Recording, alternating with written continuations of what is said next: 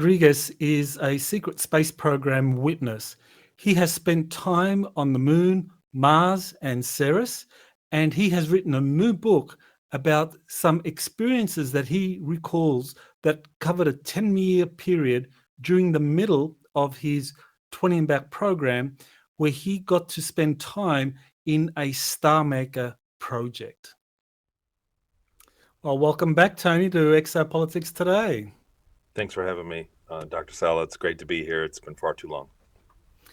Yeah, you've been doing some very interesting work recently, and I know your book, Ceres Colony Cavalier, really, I mean, it was a bestseller and really kind of like has given you a lot of attention, but you also went out into the field to kind of like validate your experiences. So you want to share what you've been doing to validate the experiences that you describe in Ceres Colony Cavalier. Absolutely. And it's ongoing. So it's not something that I researched years ago and ran out of material. I keep finding new evidence. So the more I look for it, the more I'm finding evidence. Recently, we found the plane in Peru that is described, the C-46 Commando. It's something that I went on record, I believe, as early as when I was filming with you. I know it was very soon in my memory recall that I recalled that it was a C-46 Commando, and I'd been looking up the plane. It's a unique plane, cargo plane, that we have been using in Peru. And about 5 months ago, I did an interview for a Spanish-speaking ufology channel, and there were Peruvian pilots that saw the interview, and they wanted to speak with me directly. So we set up a Zoom call, and we started talking, and I asked them throughout, and we had to have a translator, so they spoke Spanish. These were guys that were in the Peruvian Air Force, one of them for almost 30 years, and he's still active, still flying. And I said, in the middle of talking, I asked, what do you know about a C-46 Commando that the narcos used? And he said, oh, the Commando, he said, that's in Pucallpa. And real quick, just matter of factly, he said that he was involved in working with the Air Force in the war on drugs in 1990, and they did a raid on the narcos that had planes based in a place, Puerto Maldonado, which is I believe it's 17 miles or maybe more than that, 30 miles east of where I was staying when I was in Peru during my 20 and back. And so they were storing the plane there. And he said we confiscated it in 1990 from the narcos in the war on drugs, and they were going. In the early 90s, they were going to these towns that were known for shipping cocaine, among other drugs, out of Peru, and they would blow up the runway and confiscate all their equipment. So that was the war on drugs in the early 90s. Everybody remembers it. Anyhow, I went and immediately looked, and in Pucallpa, at the bottom south end of the public runways where they keep these planes, and sure enough, the plane that I remember and that I described is currently there, as far as I know.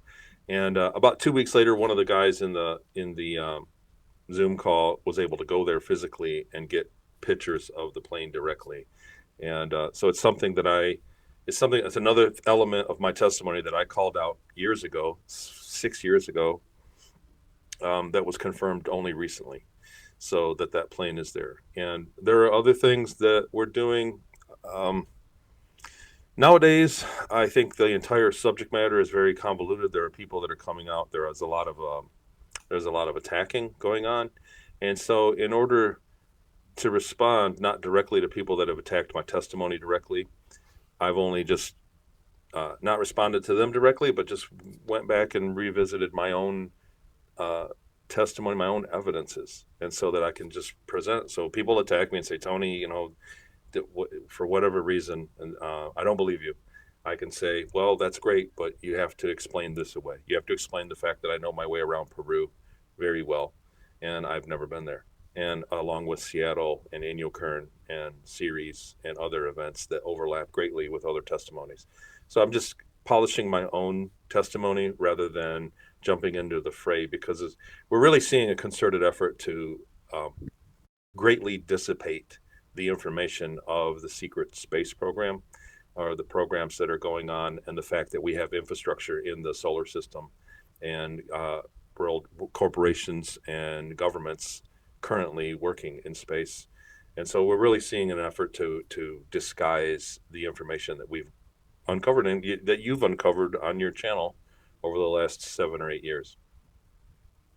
Well, that is very important because I know that the intelligence community are trying to muddy the waters, putting out a lot of contradictory information, getting their assets to muddy the waters. And we know that they do that because there was one of the documents that was released by Edward Snowden showed that the NSA was working with Britain's GCHQ and the other Five Eyes intelligence agencies to conduct covert deception, to conduct online covert deception programs, and some of those dealt with UFOs. So, there's a document that actually shows that this is going on. So it's very important that we do make the effort to validate our testimonies, people who have had these experiences, and that's something to your credit that you have made that effort. I mean, clearly, trying to prove that you were on Ceres or you were on Mars or on the moon, that's always going to be difficult. But that you were first for 5 years, you were first in Peru and then in Washington State, used as a slave, exploited. Those are things that you can show, you can prove, and you've made progress in that. And that's wonderful that you've been able to track down some Peruvian pilots that corroborate the plane that you were taken on when you were doing the drug smuggling with the cartels there in Peru. Um, I just want to say that there may be other evidence forthcoming that I just don't want to share.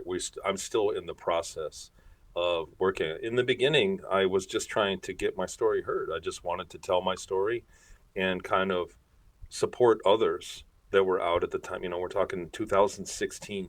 I was just trying to tell my story, and so to support other people, to show overlap, and and also emphasize that the treatment that I got and the things that I witnessed do happen. And in the beginning, so we really picked the low-hanging fruit as far as presenting the evidence. So now that we've seen a really ramping up and a lack of others, also, I thought there'd be hundreds of people like me by now talking publicly, and just a lack of other very linear testimonies like mine, other books like mine coming out.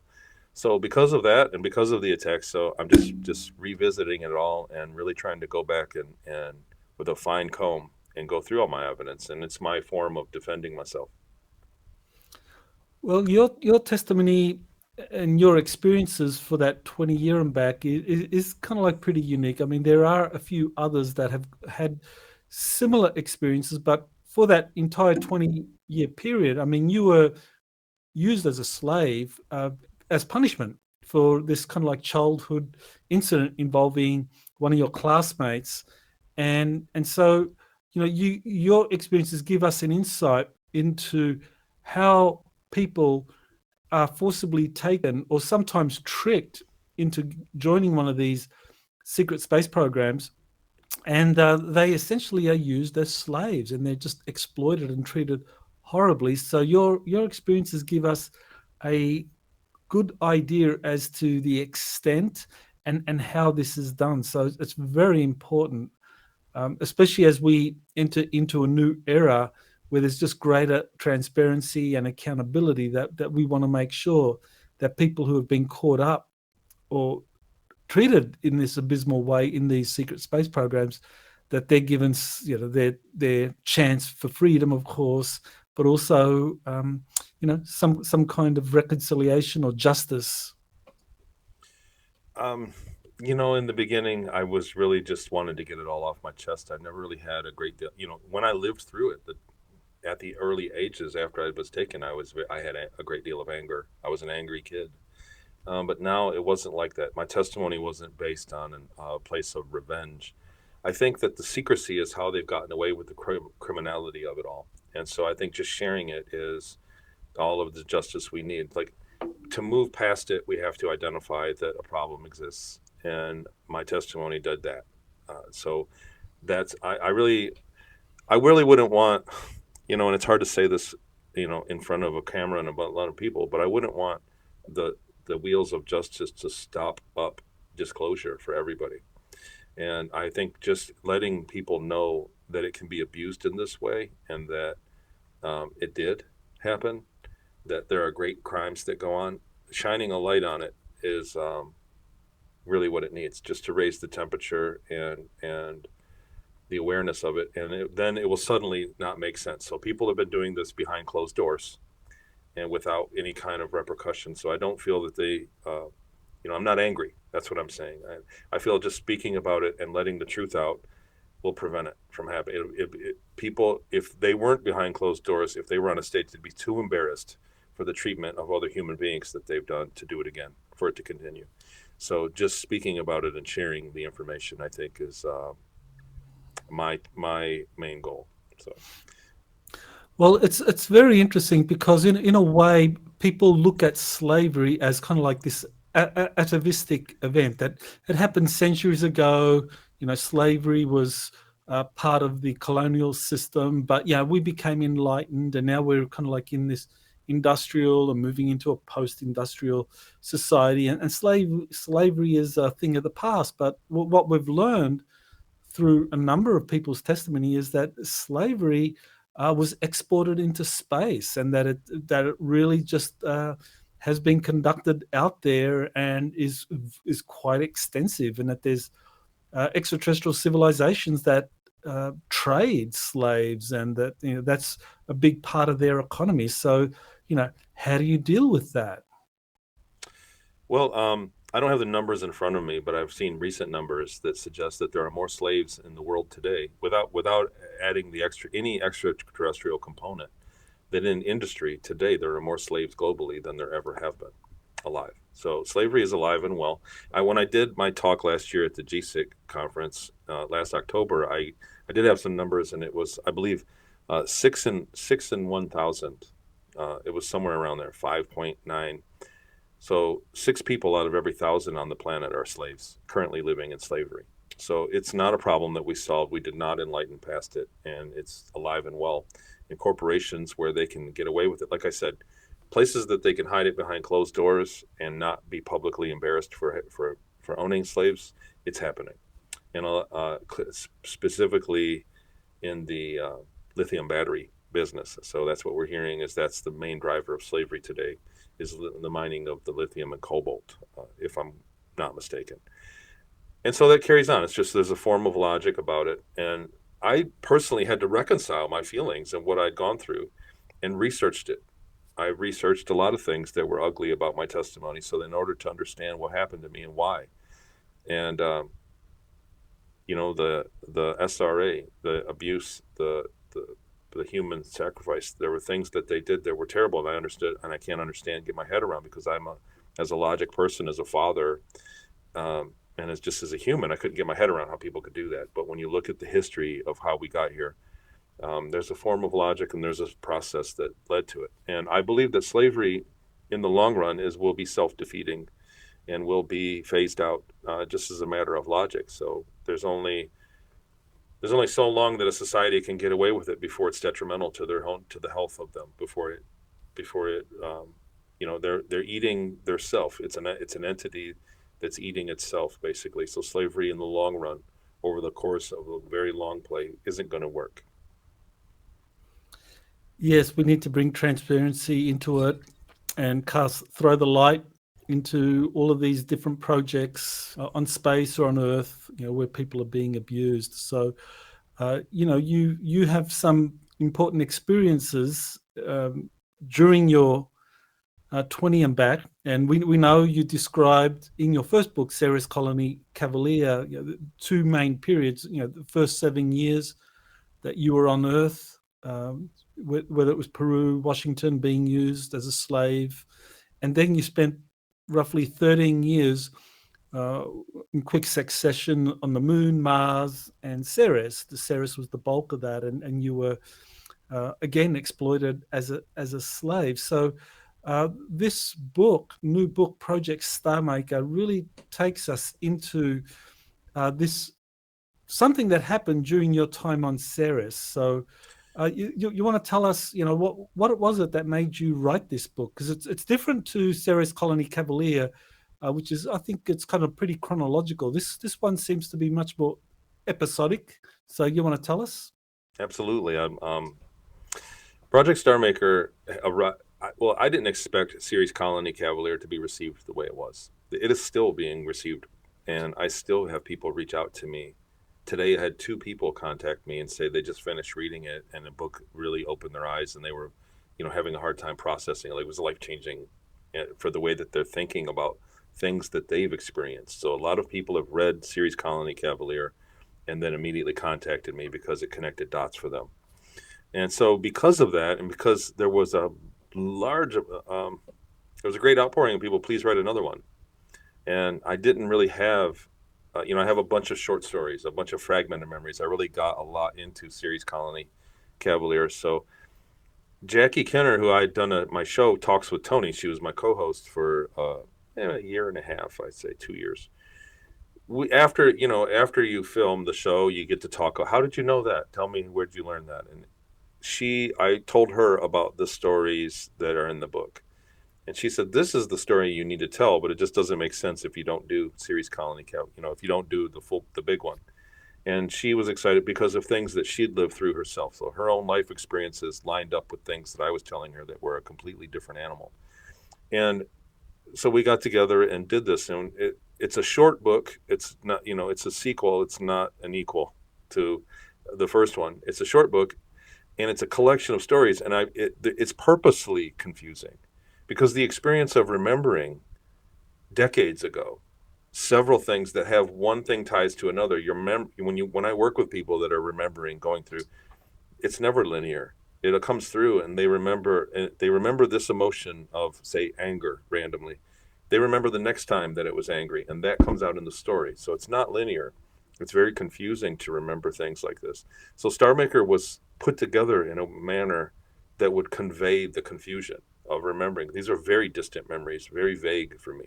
So it's very hard for me to just rattle it off the top of my head. The things these are very distant memories, but they overlapped with what she had gone through, and they overlapped with what happened to me.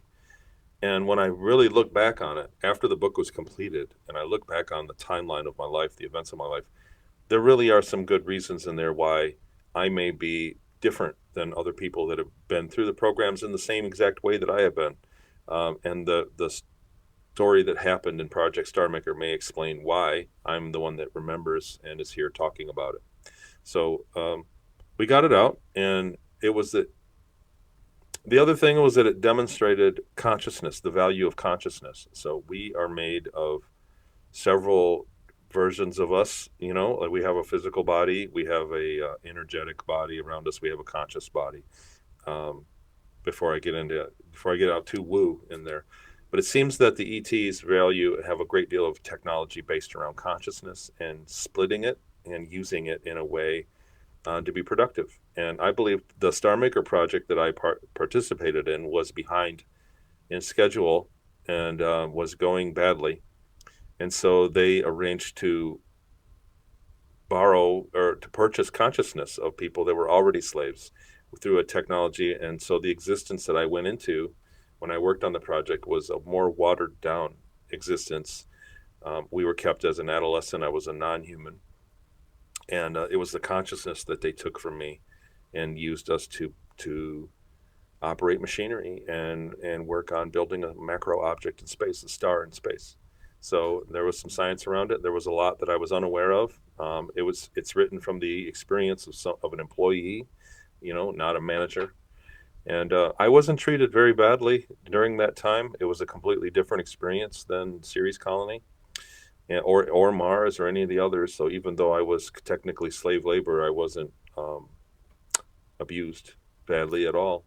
And it was a project, and then it concluded, and I woke right back up on Series in the hallway, which was in Series Colony Cavalier. There's a little snippet there. So the book actually, I got to work out what page. So you'd read the book and then read to a certain page and then reads to Project Star Maker and then go back to Series Colony would be the correct order of it. But when you talk about these linear things, it's very hard to work them out in put dates to them. Well, that's very interesting what you just said there, that there's a kind of trade in consciousness, or some people might call it soul extract. I mean, that someone's consciousness or soul extract can be sold. I mean, if they're a slave, that they can be sold and used in some other projects. So, here you are on Ceres colony. You're a slave. You're working with the Dark Fleet, Merchant Marine, or the Nuckwaffen, and in the middle of that, I assume you weren't given a choice or anything. You were just told, we're going to kind of like get your consciousness to spend 10 years in another place, and you'll spend 10 years there, and then you come back. So you want to explain how that happened, that, here you are, you're a slave worker on Ceres, and then you're like told that you're going to be traded as part of some other project run by some other extraterrestrials for a 10-year period. So you want to tell us about that? Yeah, they were very matter of fact about it. The day we woke up, and I was brought to a place on Ceres Colony, and they lined us up, 50 guys maybe, and they were very matter of fact. There was not any kind of briefing. Just, you're going to go here, and it was not until the last minute, until I was waited in line, and it wasn't until I got to the front of the line that I was told what was going on. And we were told originally that if you were taken, that the science behind what brought us there on Ceres for the 20-year period was maxed out, and that if you went any longer than that, it greatly increased your risk of mentally being damaged, when you put back, being mentally handicapped when they did put you back. So how could you squeeze in another 10 years was the big thing. You can't do this, when they were putting me in the chair to begin the process. And but they said it was a different technology. So apparently the Ceres Colony Corporation had made a deal with an extraterrestrial race on the far side, what I believe is the M51 Whirlpool galaxy, the far galaxy of that space, and that area of space, which had a low star formation rate of star formation. And they had made a deal, and they had the technology to accommodate our consciousness, because it was a non-human existence, and it was kept at an adolescent mentality. So it was a very watered down version of us. And we were told there was going to be another 10 years, and guys were coming in and out of the chair, and they eventually canceled it. They didn't complete it, but the deal that the Ceres Colony Corporation had made for us to participate, they acquired a new technology, and they were very happy with what they got. So they acquired a new science, or a new form of technology that they were able to develop. So it was very profitable for them to use us in that way. And according to the way that it played out, I don't want to give away the reveal. So there's a bit of a reveal at the end of the book, and I don't want to give that away, but it seems like that may have been what has been following me the entire time, and why my life events have been slightly different than others like me. Right. So this is very interesting. So in the middle of a 20 and back, you are now just involuntarily conscripted or pushed into an additional 10 years, where your consciousness goes off, spends 10 years in this other galaxy in a star maker project, and you come back after that 10 years and you just resume. So, I mean, is there any kind of, when you resumed, I mean, your soul, your consciousness is the same. Well, I mean, I guess it's, maybe you want to walk us through, what's changed? Is it just that you go there, you do your 10 years, you come back, your physical body, or your clone body on Ceres hasn't aged, because it's only been, I guess, an hour or something since you began that 10-year program where your consciousness is transferred and brought back. So what has changed in that 10 years? Is it just new memories? So when I originally woke up, after it was over and I woke up, I had really no memory of what had just happened. I felt incredibly disoriented. I mean, like dizzy and nauseous and just very disoriented. They let us go back to our bed. They let us go back to our room. We did not have duties afterwards, if I remember that correctly. But I was disoriented for quite a while. afterwards. And I'm still working out. Like I work with people. I talked with you privately. I work with people that are assembling memories that feel like they've gone through similar things, and I pay attention to when things happen, the timeline, because I think that things that happen in a 20 and back bleed through to your real life as well, and they're cyclical. So by keeping track of when they happen, you can really flesh out some details and see that things are cyclical, and that a lot of people have the same common denominators. The same things keep popping up when I find an intake event. So for the project Star Maker, I look at the intake event, and I still haven't really narrowed it down to when it began, but it seems to have lasted longer than the 20 years. So when I look at my timeline, the 20-year period was from the age of 10 till 30, but it looks like the Star Maker timeline went from uh, 25 to 35. So for 5 years after it was over, like there was still an extension of me out there, and I'm still sorting that out and looking back on my life, to see what kind of ramifications that has or had on me. There were things that changed, and there seem to be things that are lining up when I look at it and then multiply it farther into the future. Like I said, it tends to be on cyclical things, and when you look at a timeline, so there are life events, and when I when I finish on that, you'll be the first person I let know. But I've been studying things, and there seem to be other aspects of my life in my real life here that lined up with that happening. Um, like for instance, I didn't get the memories back until well after 15 years after I was 30. So I was 40, I believe. So 12 years, 42. So there was a long period of time before I got my memories back, and because there was still an aspect of me out there, and it's hard to determine exactly how long it all lasted. Um, but there seems to be a kind of a watering down of somebody's emotional and mental faculties while they're taken. In other words, while they're in the 20 and back or while they're elsewhere, their person in the same time seems to have a harder time dealing with emotions and mental things, almost like they're not completely whole. So your consciousness is transferred using some technology that was given to the German Ceres colony. Your consciousness is transferred from Ceres to some other galaxy, and you're put into the body of an asexual extraterrestrial. So you want to explain what it felt like waking up in this body that That's was asexual.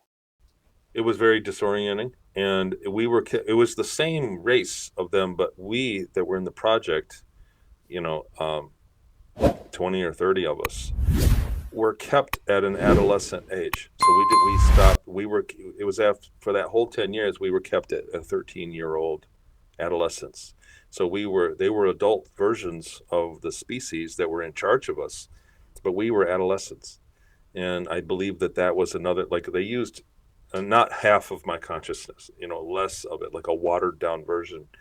And it was very disorienting. I want to say this, that like you said, it was asexual. The body was much different than a human body. There was far less water. It was a very dry body. There was blood and everything, but it was less, and it just had different abilities to it. And I didn't feel it the entire time. I didn't really feel at home in my body, and it seemed like energy parts of my body that I have now still existed in that body and weren't really compatible with it. So I still had urges to eat food, to behave like a human, for biofunctions like a human, but that body didn't have them. So I had urges for things that didn't exist, and I had no memory of where I'd come from. That body, I was also I had amnesia when I woke up in that body. I had no idea where I'd come from at the time. They were brand new memories, and so I was trying to sort out who and what I was. It wasn't until it was all over before I got the memories back, and even now the memories are very distant. So you're transferred over there. You're now in the body of an adolescent asexual extraterrestrial. You've got these adult versions of that extraterrestrial race that are supervising everything. Did you ever get to find out anything about who was in control of it all? Was it another group of extraterrestrials? So we were aware that they were So for years, we went on and we were working on the project. We were flying equipment. We were flying machines that were moving tonnage of material in space that had been brought in an area in a nebula of space, where we were beginning to put layer a gravity well by material. So they were very concerned with elements that going in at the right time. They were layering a gravity well where like a very large planet that they were pushing material on, but they were layering it in chemically so that when the star ignited, it would behave a certain way. So that was the science. That it was experimental. Um, we were doing that, and for years it was just um, a day at the office. We were unaware, really, and we were told that we were the dominant species in that galaxy. That there were other life forms, but that our species basically inhabited, you know, 90% of all the worlds in that galaxy. That it was one that, and we found out over time that we were being lied to. But we were able to communicate with people that were not in the project. We were able to communicate with other people, other kids, if you will, in other worlds, and we could say a few words, not a full amount of words, but we could say, and over time we were able to put together kind of a picture of what was going on, and they were clearly lying to us about our situation in the universe. They were telling us things that didn't add up when we were able to cross check with other people across the network, and yeah, like I said, it's a very very distant memory, but that was the truth. So we put it together, and we were aware that we were gonna be retired at some point. That there was going to be a 10-year threshold, and we would have to quit. We quit working and go back to where we came from. And towards the end, we realized that that was not their intention. And so, um, though there were things that played out in that regard. So uh, it's very hard to believe, looking back on it now, it's very hard to believe that one species would inhabit an entire galaxy and be dominant over an entire galaxy, but that was what we were told. Well, this process that you describe, where you're in these, you're trained at that young age to fly these small glass ball ships and tow rocks to layer them down a gravity well in a certain way so that you could kind of like ignite or start a star. I mean, that's quite fascinating. I mean, was it really a star they were trying to create, or was it like just forming a planet? Because explain what difference there So is. it was a very large project. We were aware that there were several bases around the nebula that were just like ours. So it was a very large base we were on, and we were a one component of a very large project. So this is something that involved, we were 10,000 people or 50,000 people on a project that had millions of people working on it. And it had been going on for decades. And it was towards the end, they were behind schedule, and that's hence they acquired us, our consciousness, of people from elsewhere to come in and assist bring the project back on schedule. They were building a small star, and the idea was that the experiment was that the star would be stable in its first 100,000 years, or very early in its life. So when they had built stars before, and they were very unstable for a million years, so they couldn't put a ring around it or build habitats around the star that could harness its energy. They had to wait a long time. So they wanted to. That was what they were trying to do by bringing in special elements in a time, so that the star would ignite and then be stable immediately. And so that was the purpose. That's what we were told, and that was the purpose of this particular experiment. It was a small star, so if I couldn't give it a size, but more like a white dwarf size star, like the minimum size. And they were trying to get this star to ignite and to be immediately stable so that they could build rings around it. We were told that the main product of the Bureau, we called it the Bureau because it was a different word they used, but for the writing of the book, I just named it the Bureau. We were told that their main product that the Bureau built was not stars, but rings around stars. So, or habitats around stars that they would build, and then entire civilizations would move in and live because the energy they were harnessing, the free energy from stars. Um, So if they could in a galaxy that had very low star forming numbers compared to like a full spiral galaxy, a healthy galaxy. This one was an irregular shaped galaxy that had a low amount of stars being created. So they were trying to supplement that number. There was plenty of material, but it wasn't gathering together the way that a spiraled galaxy does.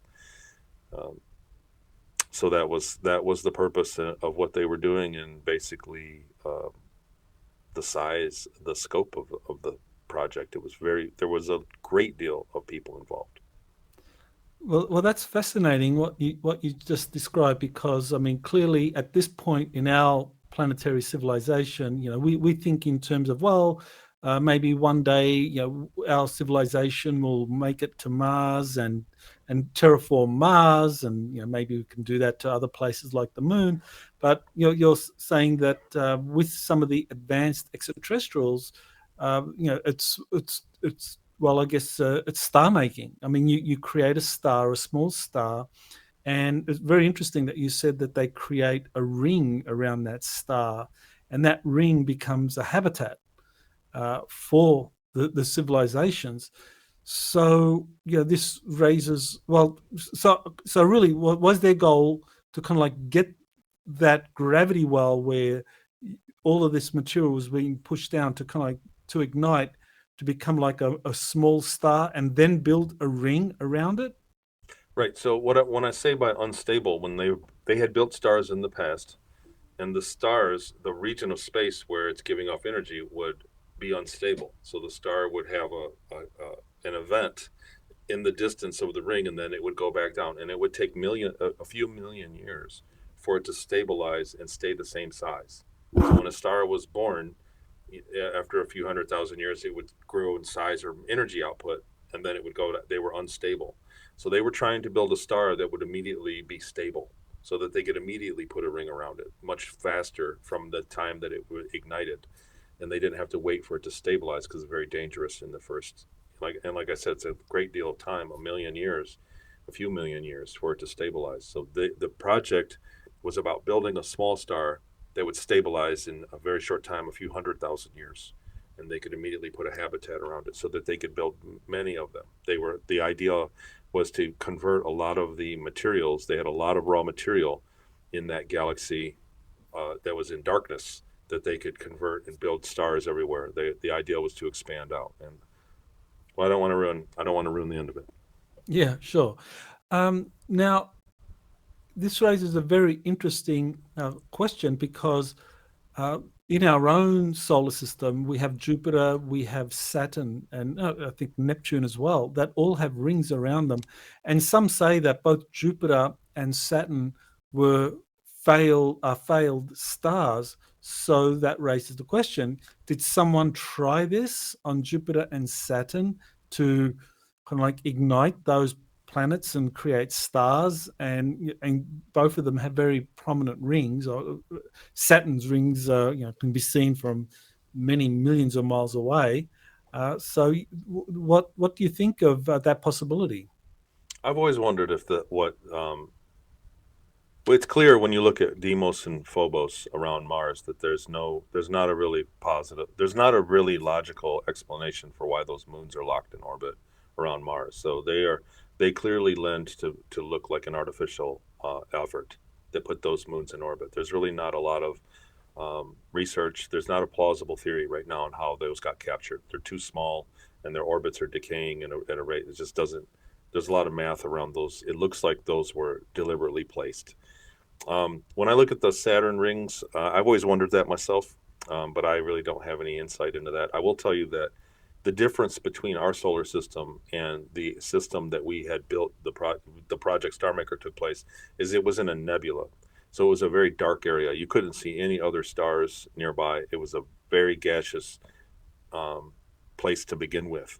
So it was a nebula that had a lot of material to begin a gravity well in the first place. So our region of space is relatively clean. If you were going to build a star, I think it would take a lot more effort to move the material here. So for that reason, I don't know. I don't have a lot of insight into that. So I would just say the difference is in Project Star Maker, that place was a very cluttered air region of space, and you couldn't see anything. It was pitch dark. There were no stars and there was no light in there because it was in a cloud. Well, there's a book by a former NASA scientist, Norman Berggren. It's called The Ringmakers of Saturn. And he was putting out the idea that Saturn's rings were artificially created by extraterrestrials, and that these were used for various purposes. I mean, clearly creating a habitat like some kind of Dyson sphere around Saturn is a possibility, which is, it sounds like that's what Project Starmaker was trying to create.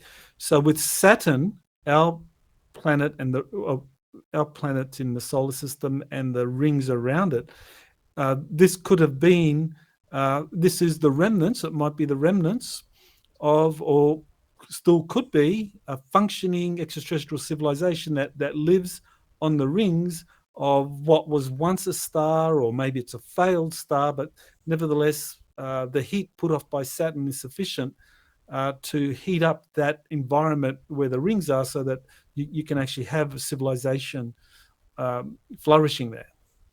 I've actually only recently seen that Saturn gives off the most energy of anything in the solar system. That Saturn gives off the most energy, more energy than I don't want to say the sun, but there's a stat there that Saturn gives off the most energy of any body in the solar system. So that would make a lot of sense that they would build.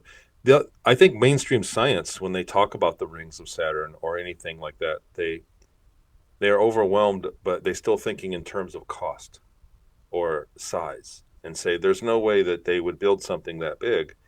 And when my testimony in Project Starmaker, obviously is they're building something much bigger. But when we look back in history, I think when they settled America and began with the railroad tracks, they would have never imagined, hundreds of highways that connect from one side, from coast to coast either. So the amount of work we've done building just our road system could be an example of how unimaginable some macro objects are that are probably already being built nearby. Uh, when I in Ceres Colony, we were aware that in between the Earth and the next star, that there's a very large space station by advanced extraterrestrials that is there, and we did visit it on a couple occasions. But it's a very advanced space station, and it's in between. It's a couple light years out, but it's in between our star and the next one, and it was huge. So there are definitely massive space stations, not only in between the stars, but in our solar system as well, that we were aware of, that are very hard to detect from our that the astronomy on the Earth is very hard to detect. So macro objects, I think, are just a logical conclusion of societies that are not oppressing each other over energy consumption. So like I said, we have been sold this idea that things are too expensive to do, and yet big things keep getting built in the world. So I think there's a real facade over what's possible to build and what's not. When I think of the Saturn's rings and who built them, what comes to mind is the Anunnaki. Now, I know there have been several sources that have come out and said that Saturn was actually the headquarters for the Anunnaki, which would make sense, that if you wanted to run the entire solar system, Saturn would be a good place. And maybe the energy it's giving off is a great way to power up your ships. So if Saturn was the home base of the Anunnaki, then we have something kind of analogous to what was happening in this far distant galaxy, because there you described how there's a Star Maker project where they use slaves. The Anunnaki, they are known to have used slaves. Their first set of slaves, the Agigi, they rebelled because they were exploited, and so and that's why one of the principal reasons why the humans were created, to replace this kind of like lesser caste of the Anunnaki called the Gigi. So with just to me, it just kind of seems to be a pattern that some of these advanced extraterrestrial civilizations that they will use slave workers for these kind of large planetary scale projects or stellar projects, whether it's to terraform a planet, whether it's to create an artificial star, that they will use slaves to do the repetitive, boring work. So, the word slavery is a misnomer, not a misnomer. Let me say this right. I'm trying to choose my words correctly here. This is a very big subject. It's a very emotional subject for a lot of people. Some people understand slavery today better than others and the effects of it. So slavery is a very loaded word. But we don't look at animals as slaves. And we don't look at, the I live in an area of Michigan that still has a great Amish population, people that are still living without modern technology. They're still using horses. They have you see the horses going down the road and they plow. I can drive by and I see them plowing fields with the old style. And we've never really considered the horses or the donkey as a slave. Slavery we consider equals, people that are just like us, the same species, to be slaves. So that's why it's a very loaded emotionally thing. But these ETs, the missing narrative is that they live longer. They have access to great genetic technologies, and so they see themselves as above us, and that we are more like a workhorse. And so the slavery isn't as loaded of a deal as what we're hearing about it. So this is a concept, and I'm not giving it a pass. I'm not saying for what it is, but we have to understand that there are civilizations and there are extraterrestrials that see us as a lower life form, and so and because of where we're at technologically and because of where we're at spiritually and how we're being held down by ourselves ultimately, and probably by influence from extraterrestrials, that we're held down. We're held down into a certain level so that we can be used to this way. And that's to me, when you think about the secrecy over a millennia of their existence, this would explain it, so that they could come by and use us for projects like such as this. So I don't want to give any kind of excuse or any kind of what is that the syndrome where you begin to like your captor. I forget what that's called, but Stockholm I don't syndrome. Stockholm syndrome. I don't want to seem like I'm a case of that. I just try to, like I said, I always look back at what happened to me. After I got over the pain and the anger and the sadness and the realization of what happened to me, and I've salvaged some happiness out of my life in my real life. I look back on it and try to ask why. Why did they do this? Why? How? People go. You can go to the religious. Well, how could God let this happen? And I've always put hours and hours behind it. And the thing is, it keeps returning to logical things. We don't think twice about the workhorse that we have. For hundreds of years, we used horses for everything. They were our slaves. We have dogs in our house that are our security system. It's a form of slavery.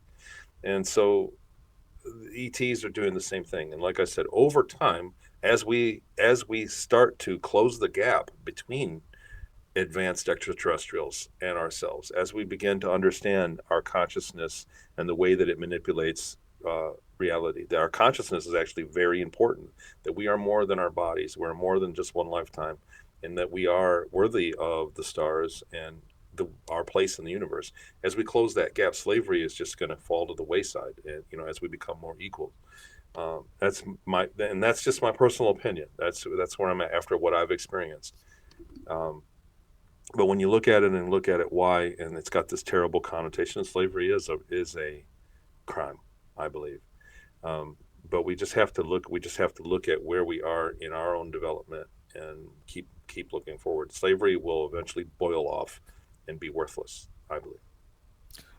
Well, there's a very interesting kind of developmental process here with advanced extraterrestrial species that will create worker races that are asexual, who don't have the power to reproduce, and to use them as kind of like, slave labor or as workhorses, to do these kind of like very boring projects. Now, I remember reading Dolores Cannon's book series, The Convoluted Universe, and I remember her describing the memories of um, several of the clients that she worked with that described living as these asexual extraterrestrials, and their descriptions kind of matched what you describe in Project Star Maker. That, what they remembered was uh, that it was pretty boring.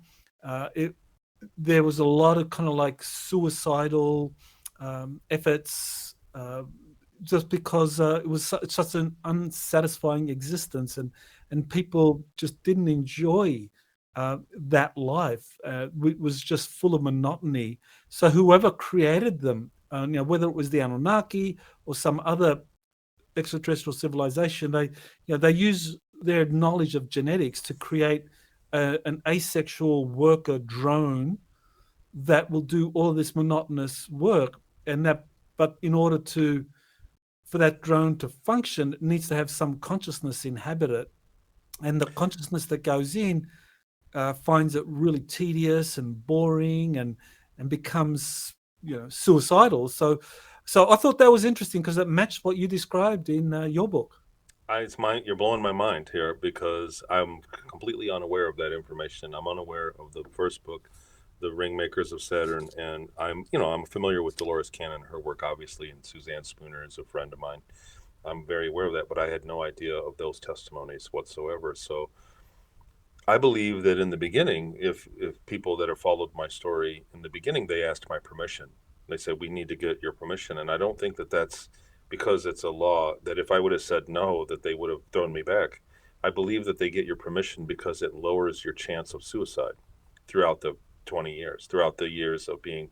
So people that give their permission are more likely to not suicide, and people that don't give their permission in the beginning are likely to attempt suicide throughout the time. And I think that's part of the reason they do that.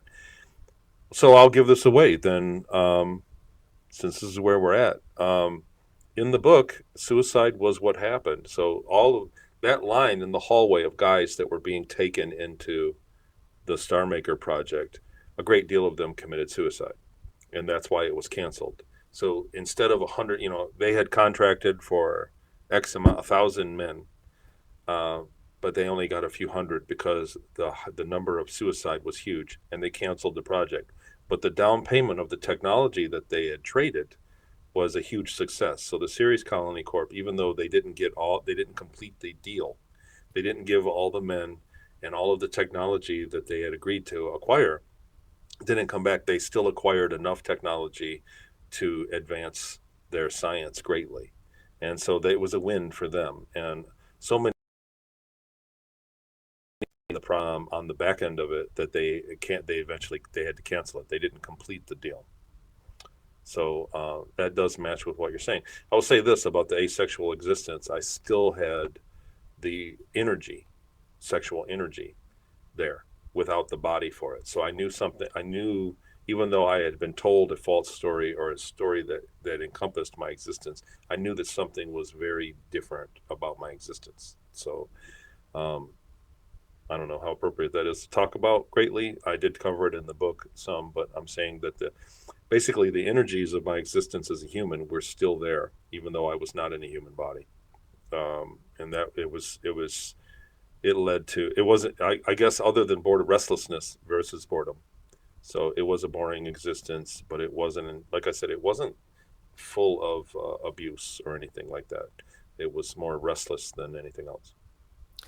Well, what I find kind of like very helpful in, what you've described in your book and what we've been talking about is that it gives us a little bit more clarity into what it was that the Anunnaki were doing, um, presumably 200,000 years ago when they created modern Homo sapiens. That they first experimented, they created these asexual beings, and that experiment failed. And then Enki came along and decided that, well, for this project, this genetic experiment of humanity to create.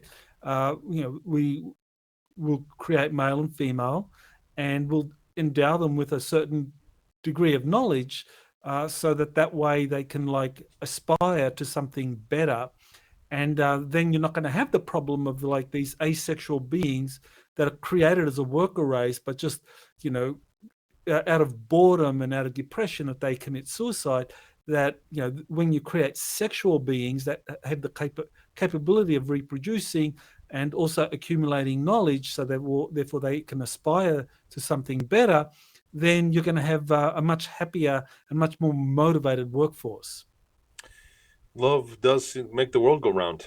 It does make life worth living. So it would be a, you know, I'm a very optimistic person after what I've been through always, but I got to say that without loving relationships, so life would be very bland, very tasteless, you know, overall. Just, I mean, I guess that's true. So I'm unaware of a lot of the historical references. Like you're somebody that studies all the accounts of, you know, the ancient aliens and the origins of mankind, and I know Elena shares a lot of great info on that, but it's not my wheelhouse. So it's I don't want to say shocking, but it's surprising to me that my book that I wrote actually dovetails into what you've been studying elsewhere, because I don't follow it. I mean, yours is one of the only shows that I watch, and I don't watch every episode. I love to keep up on JP's info. I just love hearing his stuff, and everybody else that you've had on. But I don't study, for a large part, because I don't like to convolute my own information. So I don't study a lot of other information a lot in the community. I don't watch every show that comes along. Okay, so one of the things that I think that is kind of very helpful here is, uh, with the creation of humans, the human body, this avatar that we live in, endowed with these abilities, we can evolve, we can grow, and that is helpful for our kind of sanity. Whereas these asexual workers, they really don't last long, or they're very unhappy and suicidal and so forth. And if you transfer consciousness, I mean, must have been kind of like really difficult for you, because your consciousness was transferred into this asexual body, but you still have some kind of soul memory or awareness of your existence as a human, and you felt the sexual energies, and so that must have been, would have compounded what was already a very challenging situation. There, there was a lot of disorientation, and it's almost like I was in a body. You know, I hate to put it in a way, and I hate to put it in these terms, but it felt like I was somebody that had seven chakras that was in a five chakra body.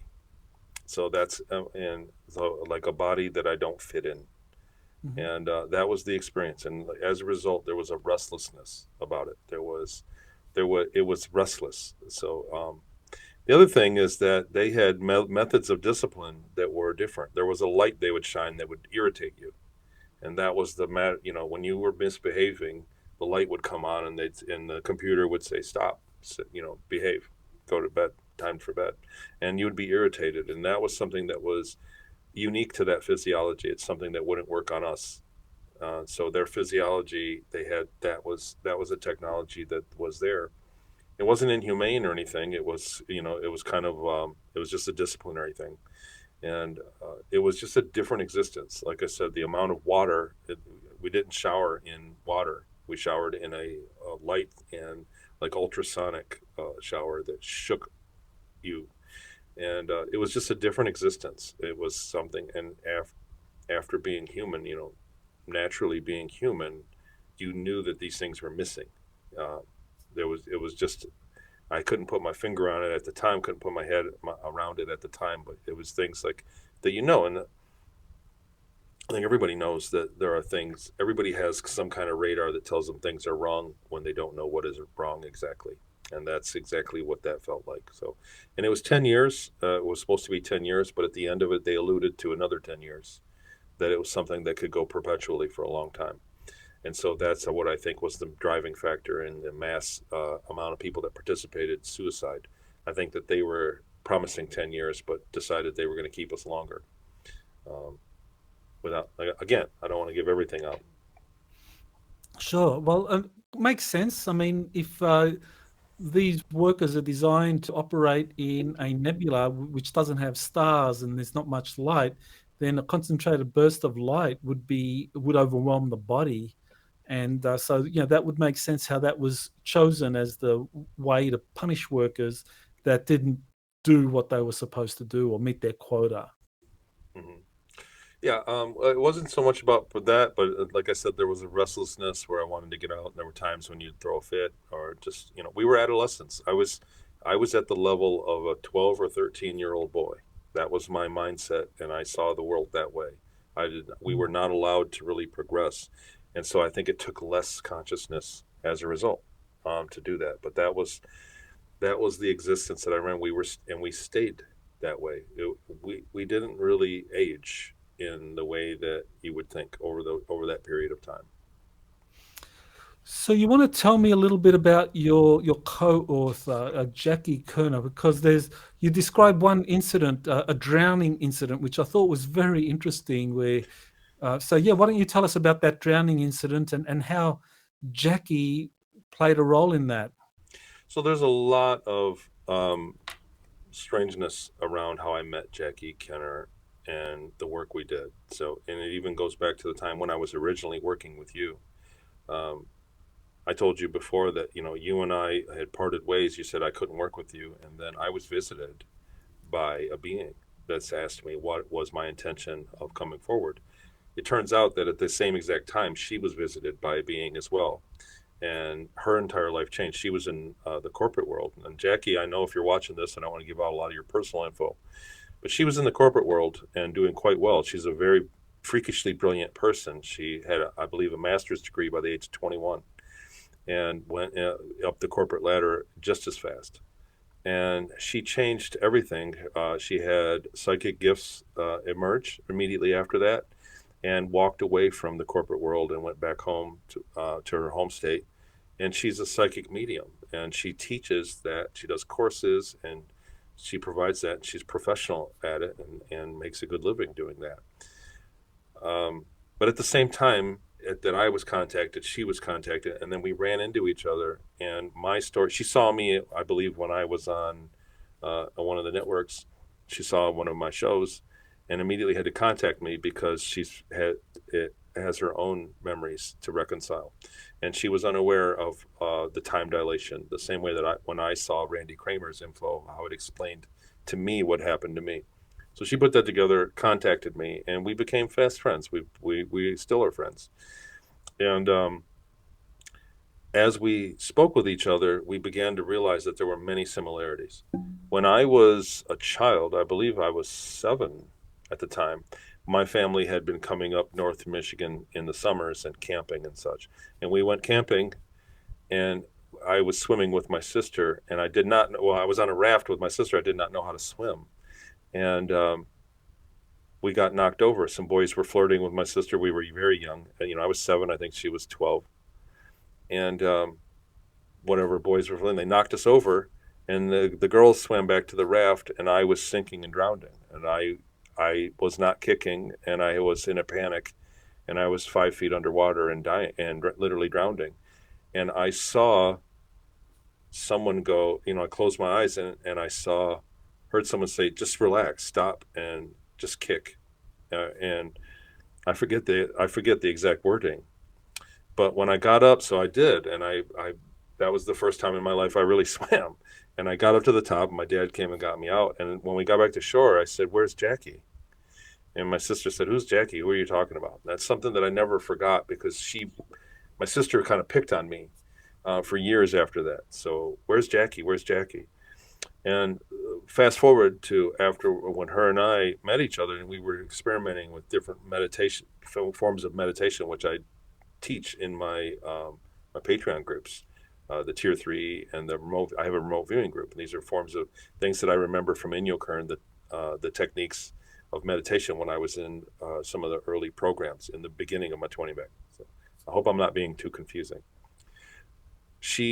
Went back and saw that instant. So she went back in time one day when we were meditating on that and said the whole, and I hope I'm saying this, I hope I'm saying all this info right, because I'm trying to speak for her perspective as well. But it was something from the future. Like she went back and actually affected that scene in my life when I was drowning.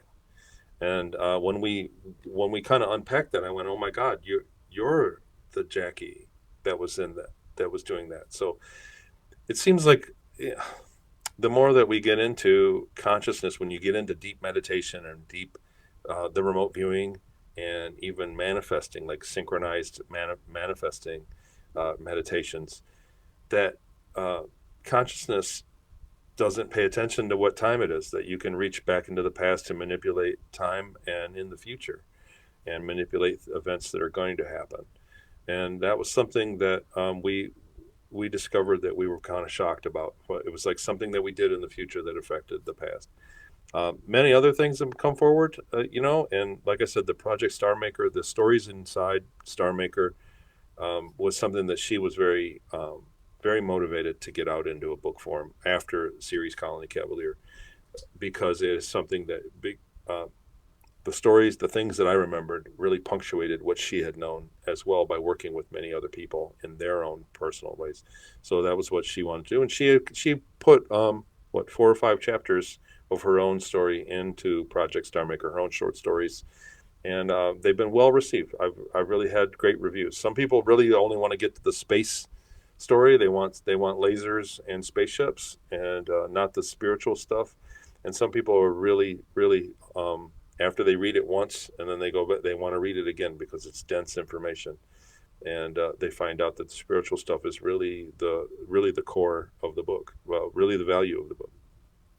Yeah, that was a fascinating incident because it does kind of raise this issue of time. That time is not linear. Everyone says time isn't linear, and so in that incident that you described, clearly Jackie from the future that you met uh, somehow rescued you as a 7-year-old while you were drowning. And so, I mean, a lot of people will say, well, how can that be possible? I mean, if you had drowned, she would never have met you. So how could she ever, want to go back and rescue you? But yet, so it just raises the question, well, if time isn't linear and that it all goes by consciousness, is it really when we as conscious beings are at our more kind of like developed, mature state, that we have a greater influence over our states of being when we were kind of like still in the evolving process? Because clearly,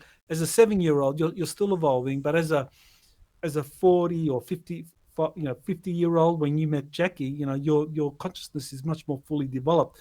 So maybe that has a greater influence, that our future self can have a greater influence on our lives than we could ever dream of. That we think, well, the things I do now influence the future, but it's actually the other way around. It's the future that influences the present.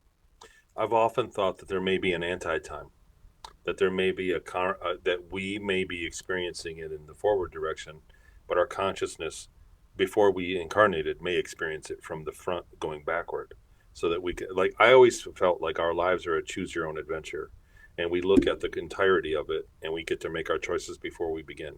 I believe there's a life agreement, and these are spiritual things, so they're personal. And everybody, I think everybody should come to their own conclusion about what they feel like about their own life, spiritually. But I've always felt that there is a permission, and I felt from the flights in Peru, which doesn't make sense, but is covered in the book, from my time when I was brought near death over and over again in Peru. That's what forms my opinion of incarnation from what I experienced in that. And I feel that we choose our life, we choose benchmarks, things that are destiny, and then we do have free will in between those benchmarks in our life. And I think that my life has changed greatly. Like, if I wouldn't have wrote the first book, my life has completely deviated from the direction it was going after the book was released. I think I think it was a major change in my the direction that my life was going. And I may or may not have written it. There was a time when I actually consciously said, like, I got to write this book, or I'm not gonna. I got to finish it. And we cut out a lot of things and just got it done. Um, so, am I to the do I know exactly everything about that, how that works, time and the consciousness? No. And am I gotten to the bottom of it? No. But I'm not the only one that has stories like this. And there's a lot and we're getting them more and more. We're getting people, uh, the world is different consciously now than it was 20, 30 years ago. It's much different. And more people are waking up to know that they are greater, the mental faculty and your consciousness does a lot more than what we believe that it did. And so it's just going mainstream, and I think that's part of the process.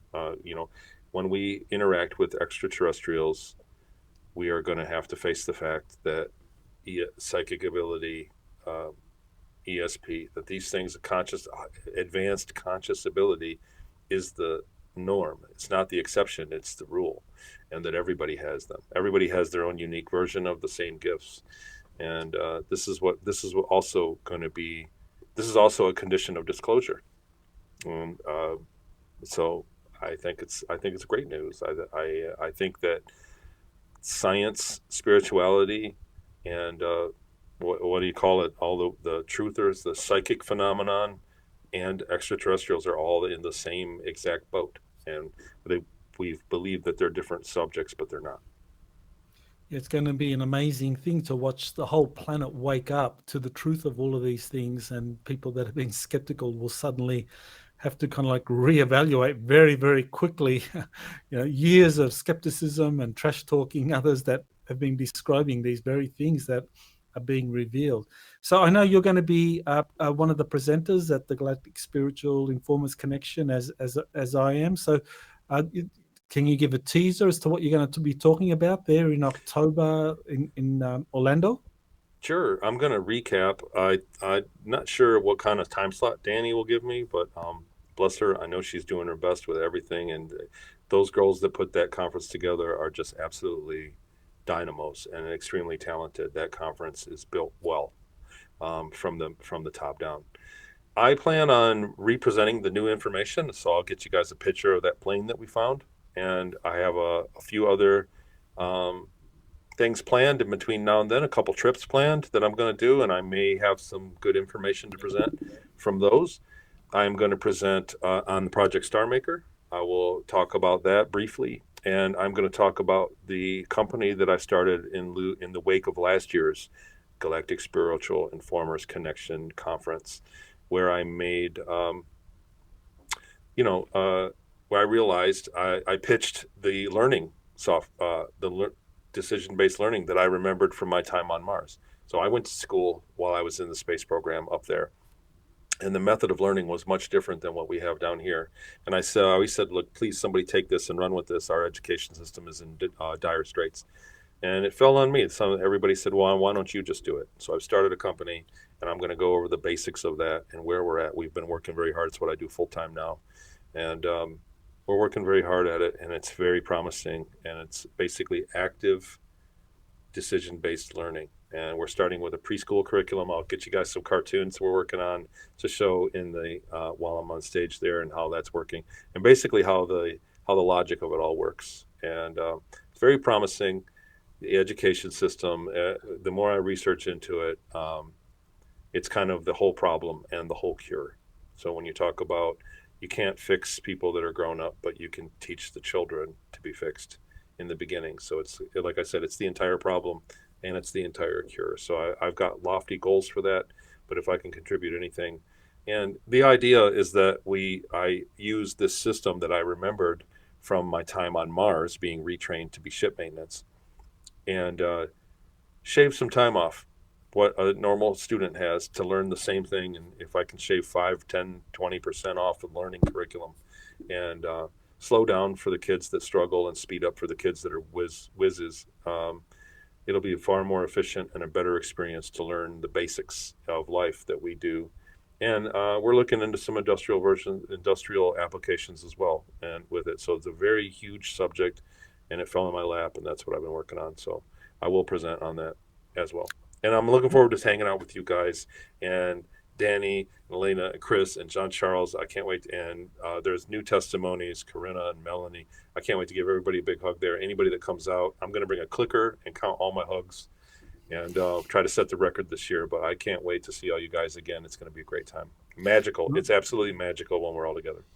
Yeah, I think you got the record for last year, so you probably want to hold on to that title. So Project Star Maker, where do people go to get that? And if they also want Sarah's Colony Cavalier, or where can they get these books? Sure, they're on Amazon, and I come up on Amazon now, but on TonyRodrigues.com, which I have in my name tag there, is my website. So you can email me there. There are memory courses, I book courses there. There are links to our original Exopolitics, the very first interview I ever did on Exopolitics. There's links to my Patreon show, Talks with Tony, which I have live groups. I meet in groups quite a bit now in Zoom calls. I do a remote viewing group where we target things. It's very astonishing. We beat the odds every single week. There is a meditation group, and then my shows that my show that's behind a paywall so that it doesn't get deleted like a lot of shows did. We all had trouble with content being deleted. So that's my Patreon, but there are also links to both books on the website as well. Well, I want to thank you, Tony, for coming on Exopolitics today and telling us about these experiences in your new book, Project Star Maker, which I do recommend people to get and to just connect more of the puzzle pieces by listening or reading about Tony's amazing experiences on Ceres and in this distant nebula. So thank you, Tony. Thank you. But absolute honor to be here. The truth is much stranger than fiction, and our minds have to open up to get it all in there. So we all have a lot of growth to do, and the future is very bright.